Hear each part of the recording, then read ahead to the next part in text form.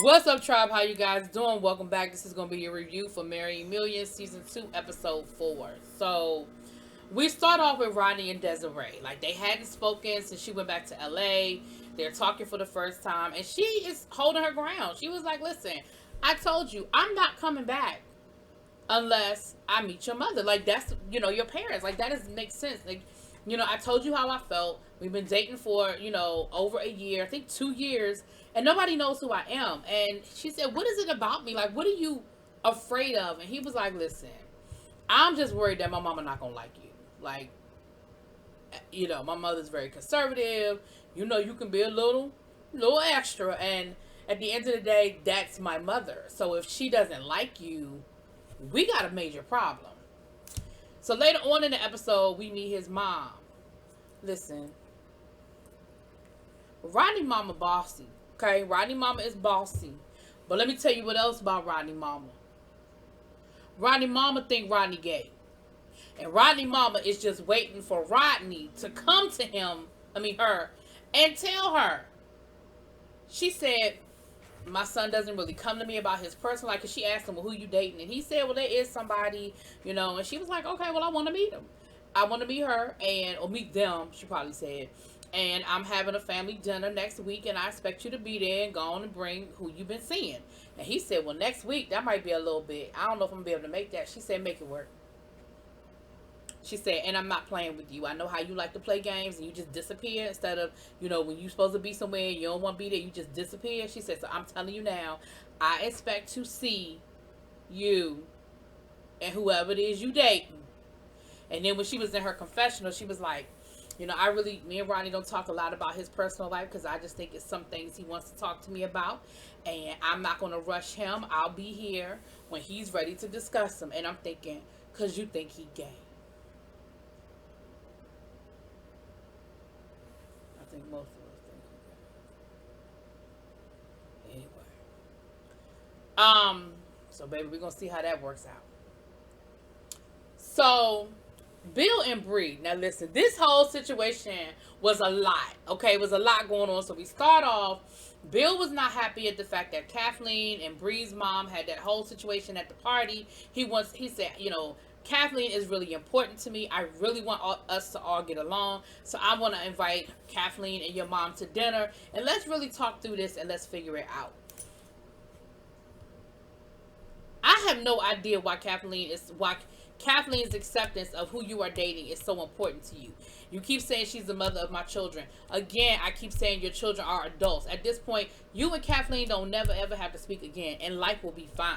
Like, it doesn't, her opinion of you and what you're doing with your life, it should not matter this much.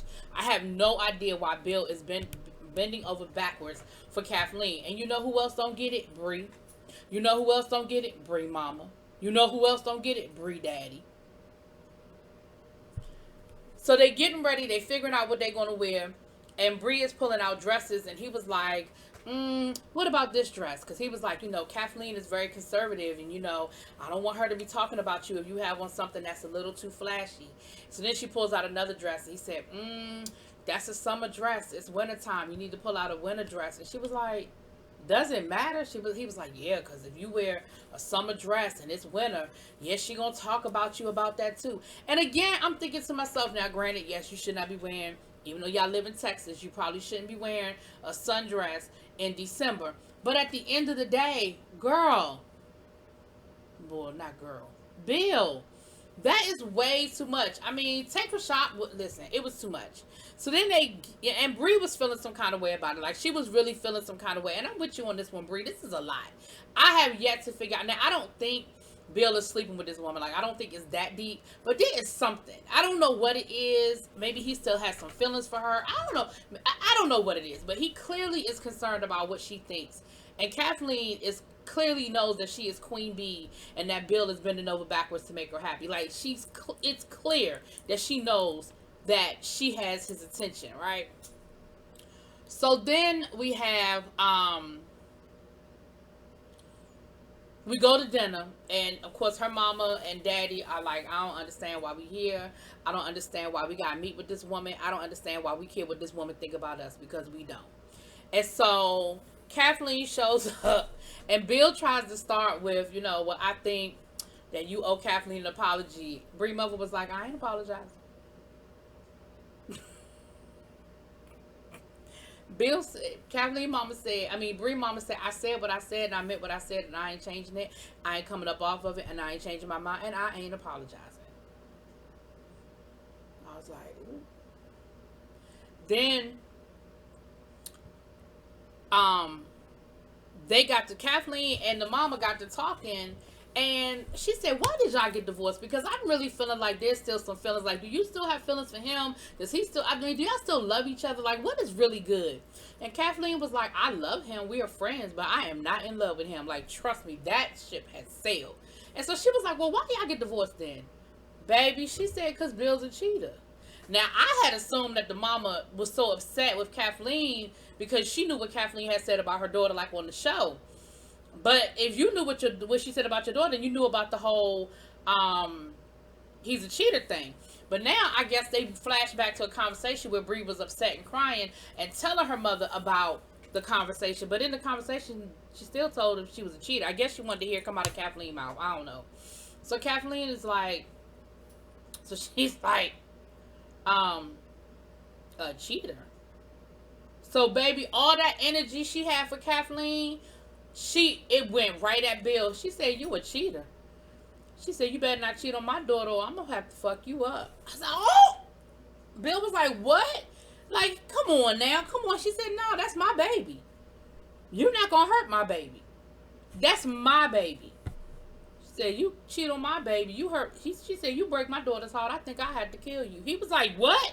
Kill me? She was like, yep, I've been to prison. I said, now, in her confessional, she said that she went to prison, but she ain't been to prison for that. She ain't been to prison for that, but she been to prison, child.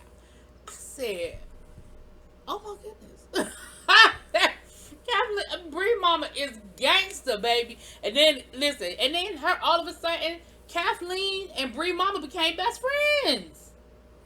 Baby, they was talking and lapping it up, and she again, all her energy shifted.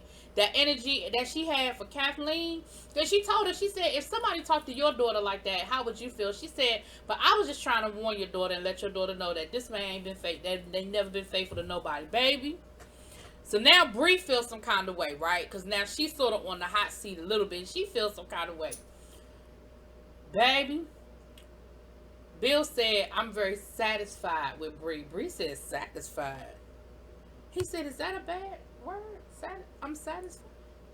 She said, you're satisfied with me? She said, I'm satisfied with this meal, but it ain't great. It's not bad, but it'll do. So that's what you're saying about me, that I will do. It's not great, it's not bad, but it'll do. And, poor Bill was like, that's not what I meant. I don't even know. How did we get here? How did we get here? That's not what I meant. And that whole dinner flipped. I said, that's what he get. Because I still ain't understood what this whole thing is. But that's what he get. That whole thing flipped right back around on him, child. Anyway, so let's talk about Noni and Reese. So, listen, Reese is still feeling some kind of way about how his family acted, about the whole baby situation and the way they talked about Noni. He's gone skating with one of his friends. He's talking about how he needs to earn some more money because his money's been really funny lately, and he's trying to figure out some things to do with his money or whatever. And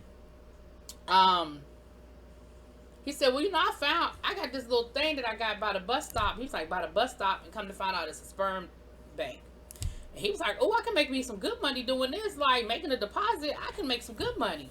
So later on, he goes and he talks to the Noni about it. And Noni was like, yeah, I feel some kind of way about that. Like, because what we found out is that Noni, not only is she kind of at an age where pregnancy will be very hard for her, she actually cannot have any more children because she had some sort of illness and it did some things to her reproductive system, and she can't have children.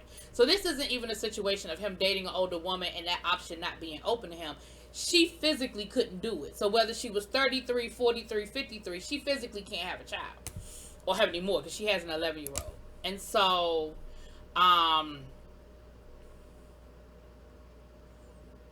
And so, she gets upset. She was like, I get it, I understand, but it just makes me feel some kind of way that somebody else could be having your child and I can't, because I would absolutely, if I could, I would absolutely have your children. I would absolutely have your babies.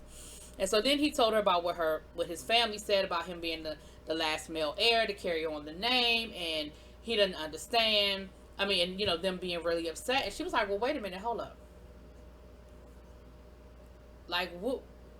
So you shouldn't be with me because I can't give you a child? She was like, your sister got a baby, and what you say, she ain't married, so she can get a baby, the family last name, and it could be passed on through your nephew. Like, it don't have to go through you. And she started going off on this whole feminist rant, and baby Reese was like, I learned a long time ago that when she gets started on this feminism thing, I let her talk, I let her do her thing. I don't have nothing to say. So later on, we see her talking to one of her friends, and Novi is really upset because what we find out is that she had actually spent time with his family. So her thing is, it's not like they don't know me. It's not like we haven't spent time together. It's not like we haven't been around each other. And I'm trying to understand, like, they seem to have such a huge problem with me. Why do they have such a problem with me? Like, I love their son. They know that he loves me. And this is something that no one has ever brought to my attention. So why all of a sudden now are they bringing it to our, like, why all of a sudden now is it an issue? And so I was like, Lord, okay. So, I kind of felt some kind of way about that. Because I feel where she's coming from. I think we just take so many things for granted when it comes to women and their reproductive skills. Like, we just take so much of that for granted. And so I feel some kind of way about the whole thing, Anyway, we have Genty. Listen, Genty, if you're not getting back with Brian, I don't know why we having this conversation with you. Because the show is called Marrying Millions. You ain't even got a man. Now, you got the millions, but you ain't got the man. So I feel like at this point in time, what you need to do is either find a man or you shouldn't be on this show. Basically, she took her friend out. She's getting a new house. It's her dream home. She said the old house just has too many old memories of Brian. Now, first of all, you and Brian weren't even together a whole year. I'm going to need you to back up off of that. You had a house with a racquetball court, a theater room, a pool, jacuzzi overlooking the landscape, all of that. And you pulled up. Now, the house is a huge house. It's a nice house on the outside. But, baby, on the inside, oh, my goodness, it's a mess. And she was like, well, it needs a little bit of work, but we can get it together. We can fix this right on up. And I was like, girl, why you taking on a project? But I was like, it's got to be a distraction. This has got to be her way of a distraction, because why are you taking on a project that you don't have to take on? You have a perfectly fine house. Ain't nothing wrong with that house. If it reminds you too much of Brian, bring in an interior designer and redecorate, okay? Get rid of the old, bring in the new. But anyway, that's pretty much all we saw. Like, we're not even seeing Brian, so I don't know. If you ain't getting back with Brian, child, I don't even know why we seeing you. Last but not least, we have Dani and Don. Now, listen. Dani's meeting with her mom and her sister. It looks like they're at a high-end consignment shop, because it has that consignment shop feel, but there are a lot of designers there, but it's not like full price stuff. But it's expensive stuff. Y'all know what if you've ever been to a high-end consignment shop, you know what I'm talking about. So they're going to have Hermes. They're going to have Louis Vuitton. They're going to have Gucci.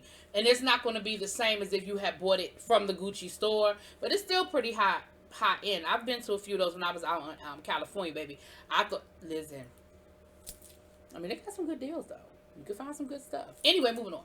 So she's in there talking to her mom and her sister, and the crazy part about this whole scene is that, first of all, they're meeting at this type of establishment. So everything she's picking up is like $1,500, $800, $3,000. Yet she's having this whole conversation with her mom about not wanting to rely on his money and how she doesn't make enough money. She only makes $500 a week, and she needs a raise because it's not paying enough, and she needs to figure out a way to be financially independent, and she needs to stop relying on his money so much.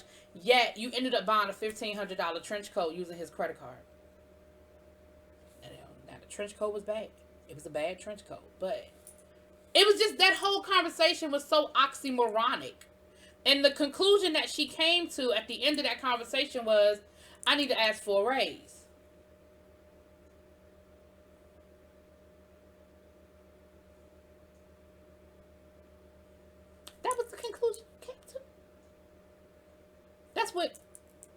computed in your mind. So she she goes to Don to ask him. And she tells him she needs a raise. And he was like, girl, no. And she was like, well, I work hard and I do this and I do that. And because I live with you, when stuff happens in the middle of the night or off work hours, who's the one that ends up doing it? Me. And so I feel like I deserve a raise. I mean, I've been making the same amount of money for the last 2 years that I've been working there. He said, you don't have a car note. You don't have rent. You have credit cards, access to my credit card, so you basically can get whatever you want. He said, what bills do you even have? She was like, I have my phone bill, and I help take care of my mom. And he was like, okay, so $500 a week is more than enough to take care of your phone bill, and if you need to help your mom out. He was like, but I'm not giving you more money. Like, this is ridiculous. Like, you have it better than anybody else in that damn office, but you want more money? He was like, this conversation is ridiculous. And I'm sitting here and I feel the same way. I'm like, girl, you went from bragging about how much this man does for you, and you wearing $20,000 watches, and you're flying on private jets, and you drive a Mercedes, and you got all of this stuff, yet you don't feel like you're making up. So then she said, well, I think what's best for us right now is for us to no longer work together. That is probably the best thing. And I'm not even being funny, because $500 a week isn't a lot of money. But when you offset the fact that you really don't have no bills, it's good little play money.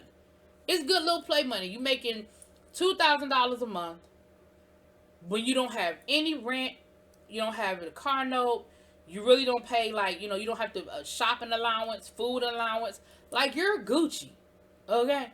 You can buy Gucci, and you are Gucci.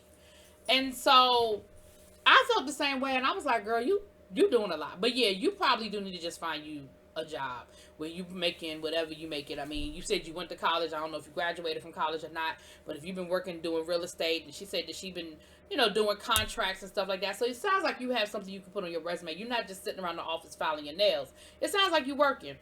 Ask him for a reference. Say, listen, you don't want to pay me more. I think what's best is to save our relationship. I probably need to find me another job. But can you write me a nice letter of recommendation, and I'm going to apply to some other real estate agent offices. So just so you know, won't be no hard feelings if I end up working for one of your competitors. I'm just saying.